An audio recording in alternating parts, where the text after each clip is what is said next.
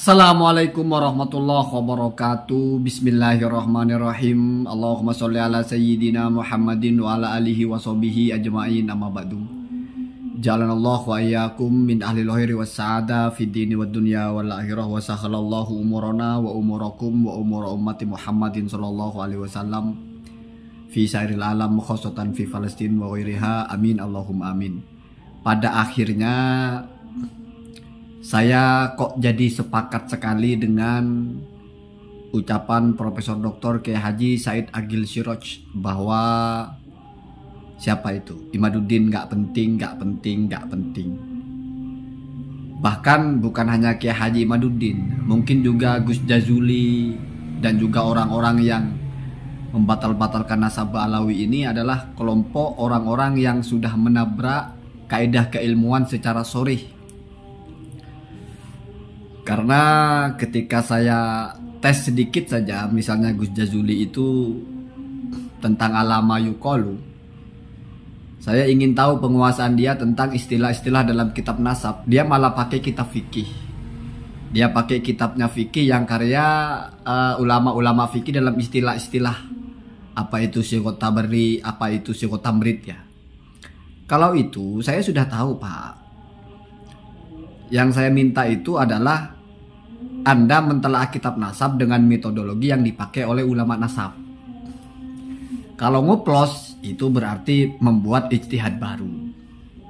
Ketika dia live, saya minta link, nggak dikasih, nggak dibuka linknya. Saya buka live berkali-kali, nggak pernah naik. Oh, berarti sudah tidak mau. Saya sudah tidak mau lagi debat-debat atau apa-apalah dengan siapa. Saya sudah putuskan tidak ada yang penting mereka ini. Mungkin suatu ketika nanti akan saya paparkan secara pointing kaidah apa saja yang ditabrak oleh Kiai Haji Imaduddin, dan teori Kiai Haji Imaduddin membatalkan nasab ini alangkah lucunya karena itu adalah teori yang dibuat-buat sendiri dan kelompok-kelompoknya. Jadi ada peneliti yang meneliti sesuatu tapi metode penelitiannya dia buat sendiri. Padahal siapa orang itu? Apa sudah layak membuat metode penelitian gitu ya?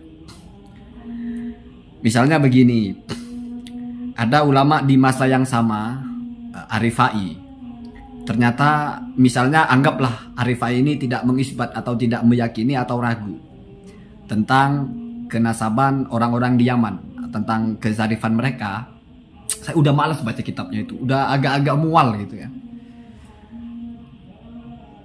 Lalu berbantahan dengan ulama-ulama yang masanya sama tetapi tinggalnya di Yaman. Misalnya Asy-Syarji Az-Zabidi, bahkan dengan yang lebih tua misalnya Al-Janadi, misalnya juga yang pernah tinggal di Yaman seperti As-Sakhawi. Sementara siapa itu? Arifai, kitab Sohahul Akhbar itu ditulis oleh ulama yang tidak pernah masuk ke Hadramaut. Dia hanya tinggal di Irak.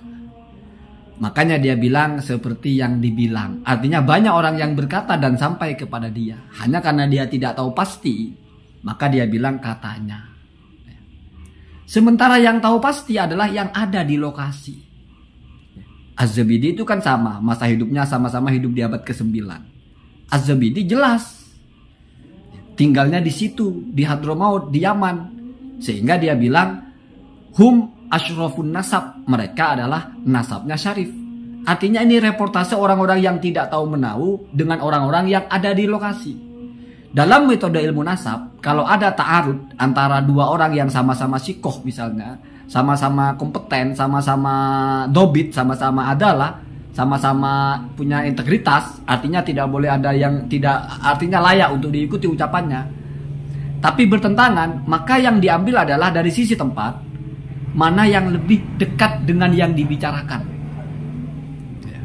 Irak dengan Hadramaut jauh, maka yang paling muktabar adalah yang ada di Hadramaut. Itu saya nggak ngada-ngada, Pak, cuma saya udah muak bacakan kitabnya, udah malas. Jadi ada dalam nasab itu juga dibahas kalau ada perbedaan pendapat antara satu ulama dengan ulama yang lain. Dari masalah waktunya, dari masalah tempatnya itu dibahas, Pak. Bahkan ini clue saja ya. Salah satu teori yang benar-benar dihantam oleh Kiai Haji Madudin dalam masalah nasab adalah Kiai Haji Madudin itu selalu memutuskan yang lebih tua yang lebih benar. Pokoknya kalau tidak ada di kitab sebelumnya, maka kitab yang setelahnya salah. Kalau kitab yang setelahnya bertentangan dengan kitab yang sebelumnya salah, tidak mau tahu siapa yang nulis, itu kegoblokan luar biasa. Itu tanda tidak mengerti bagaimana ilmu nasab, tidak mengerti isi kaidah-kaidah nasab.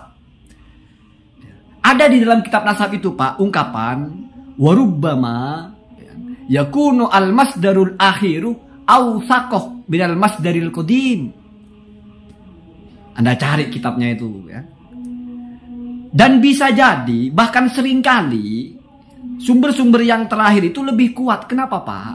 Karena untuk memastikan validasi sebuah sumber enggak hanya dilihat apakah ini sezaman atau enggak Pak, diteliti.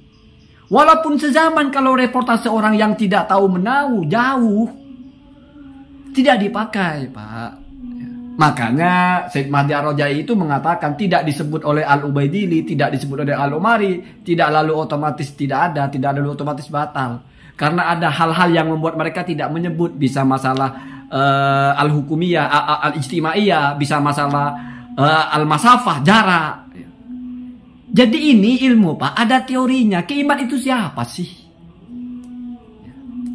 Itu yang saya nggak habis pikir. Makanya bener nggak penting. Mana berubah-berubah. Awalnya pokoknya harus lebih tua dari Asy'ariyah Al-Mubarakah. Sekarang sudah berubah. Mana kitabnya di abad keempat? Mana kitabnya di abad kelima? Mana kitabnya di abad keenam? Berubah lagi. Artinya seandainya ketemu yang lebih tua dari Asy'ariyah, itu sezaman atau enggak? Jadi teorinya itu dibuatnya di situ ya. Dikuncinya di situ. Ya orang kalau waras, kita tanya itu teori siapa begitu? Teori saya. Oh, Bapak siapa? Dengan teori itu Bapak membatalkan nasab di mana disahihkan semua orang kecuali Bapak dan kawan-kawannya. Ini masalahnya di mana? Oh, berarti teorinya yang apa bahasanya? Sengklek. Ini menurut ukuran yang lain 1 kilo kok Bapak timbang kok jadi setengah kilo timbangan Bapak itu. Sengklek itu soak timbangannya. Ini diukur dengan meteran yang lain panjangnya 1 meter. Kok diukur Bapak jadi 70 cm? Wah, timbangan Bapak itu bermasalah. Ini berpikir logis. Jadi kamu coba sekali-kali bertanya, Kiai Madudin ini siapa sih? Sealim apa sih orang ini? Sehebat apa sih? Kok bisa-bisanya semua ulama-ulama itu salah semua menurut dia gitu. Terus dia yang benar. Gus Jazuli itu sealim apa sih? Sehebat apa sih? Ini cara berpikir warasnya begitu. Kalau kamu alergi dengan ulama Indonesia itu budak Ba'alawi, itu orang itu memang takdim sama ulama Syiah. Syed Mahdi Ar-Rajai ketika bicara nasab, dia punya integritas. Nggak peduli ini alirannya apa. Saya punya integritas sebagai ulama nasab. Sohi ya sohi. Jadi saya poinkan mungkin ada 10 mungkin ya. 10 poin bagaimana Kiamat ini dengan kapasitasnya dia yang seperti itu saja membuat teori baru. Lalu menganggap teorinya itu adalah yang terbaik, lalu digunakan untuk meneliti nasab, lalu membatalkan. Nah, begitu. Satu lagi catatannya sederhana lah ya. Sebetulnya bicara nasab itu bukan soal membela siapa. Bukan soal mendapatkan apa, membela siapa, bukan. Saya cuman geli aja ada orang sok tahu banget gitu. Ada orang yang ilmunya ya segitu-segitu aja tapi ngerasanya itu loh sundul langit ilmunya, nggak ada yang lebih alim dari dia gitu, sehingga semua orang salah gitu. Saya jadi ingat kitab yang dibaca Gus Jazuli itu. Penyakit di dalam ilmu nasab itu adalah orang-orang yang tidak punya kapasitas al-mutatofilin, orang-orang bau kencur ya keilmuannya maksudnya, tetapi merasa paling hebat, sehingga semua yang berbeda dengan dirinya disalahkan ya. Allahumma dina ada sabil. Assalamualaikum warahmatullahi wabarakatuh.